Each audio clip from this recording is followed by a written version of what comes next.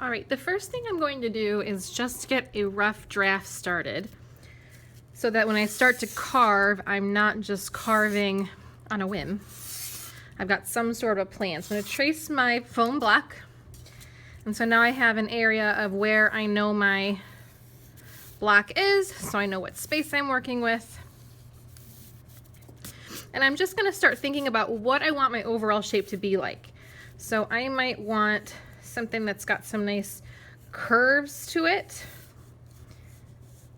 Maybe I'm going to dip down a little bit. I want to be careful not to get too thin anywhere though, because the problem is that if you get too thin, your piece is going to be way too weak and that you'll end up breaking it.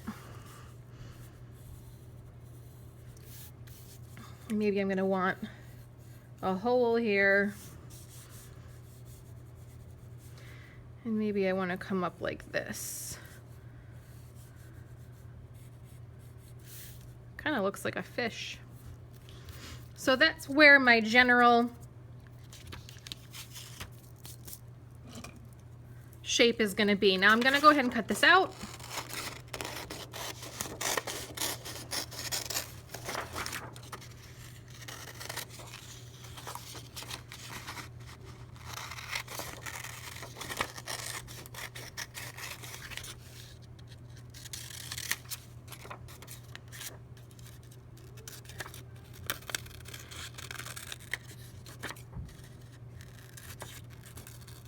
I can make any adjustments while I'm cutting if I want to.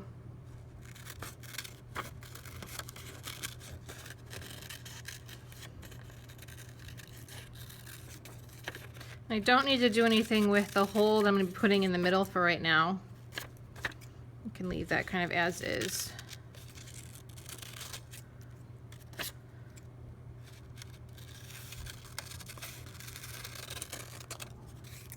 All right, so I have my general shape.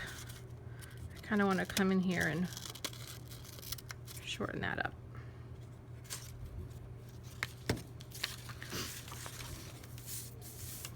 And now I'm going to take my block again. I'm going to work with the smoothest side that I have.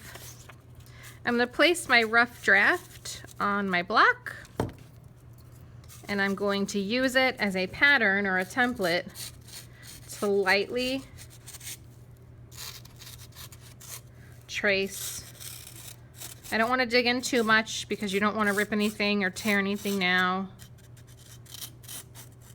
You want to save that for carving. Don't want to do it with a pencil. I'm just going to lightly get that overall shape traced out. And then I'm going to take a plastic knife and very carefully, because again, it can crack. If I've got a curve, I'm going to kind of go into the curve a little bit and make some slices, just so that when I get to a slice, that piece can kind of come off and I'm not going to break everything else.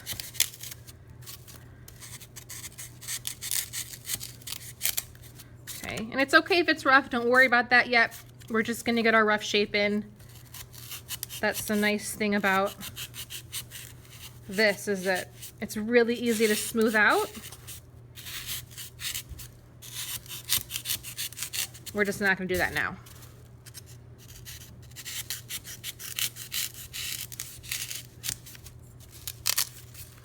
So I'm kind of getting everything cut out.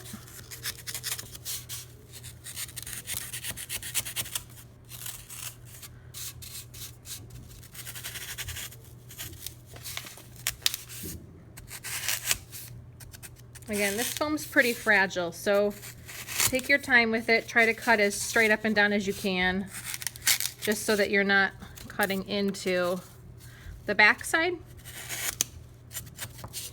Okay.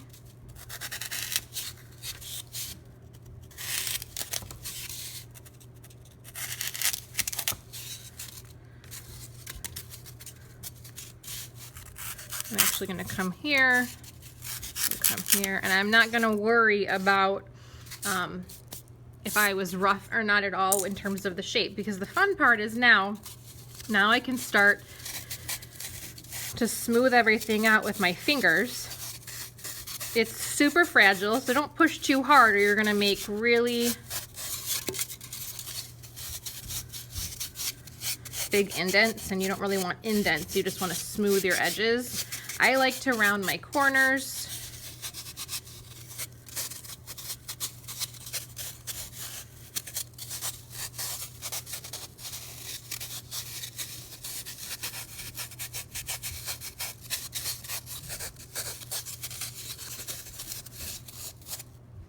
Oh, sorry, I hit my camera.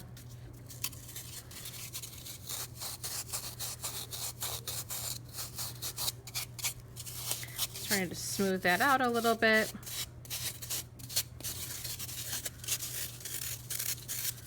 I've got more of a curve in here that I can get in.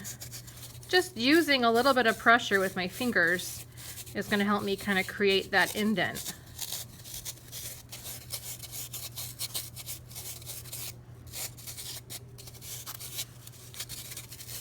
I don't want to ignore the back. I want to make sure I'm working with that too, because our sculpture is three-dimensional, so we have all sides to be thinking about when we're working.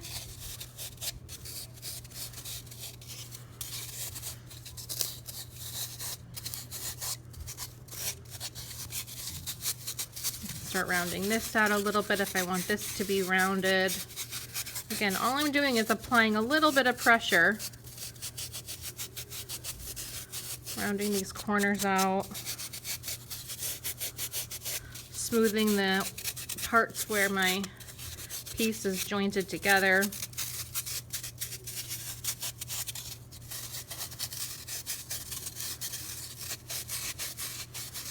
So that's my first thing. The first thing I want to do is just get all of my edges formed. I'm not worrying about this top or the bottom yet. I'm just finalizing my overall shape.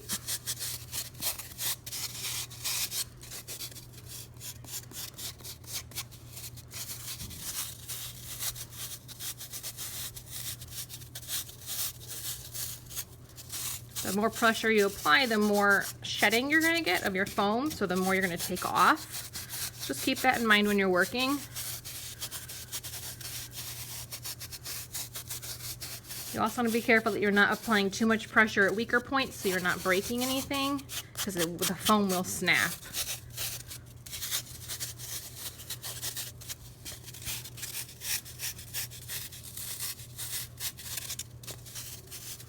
But I want this to be a pretty smooth curve, so I'm just going to keep working over it with my hands.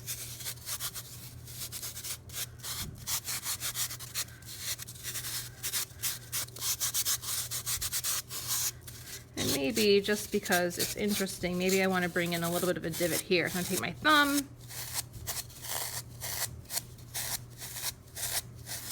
and just kind of work that a little bit, just to give me some more interest in my overall piece.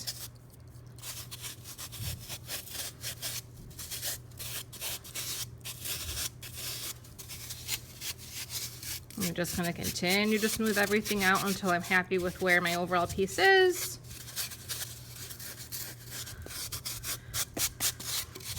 All right, so now if I have the edges and I feel like I'm pretty good to go there, I'm pretty happy with my shape, I'm going to start thinking about the inside, if I want any holes or anything coming through. And I do want a hole here, so I'm going to take my dowel rod and I'm just going to go ahead and poke it all the way through carefully. Okay. And then if I need a bigger hole, I'm just going to go ahead and kind of move that around carefully until I'm able to get my finger in there. Okay. And I don't want to make this hole too wide because I don't want these parts to get weak here.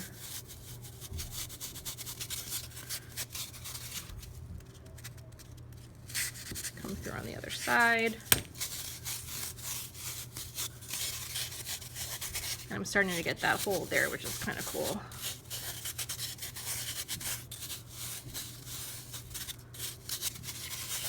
I'm just going to smooth that out, just like I did with everything else. Okay, and maybe I want an indent that's a little bit deeper than what my finger can do. So I'm going to take my spoon and just kind of carve a little bit carefully. And then I can take my thumb, whoop,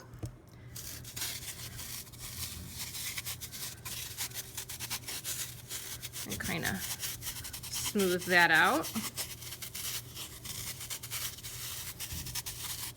You create some movement there.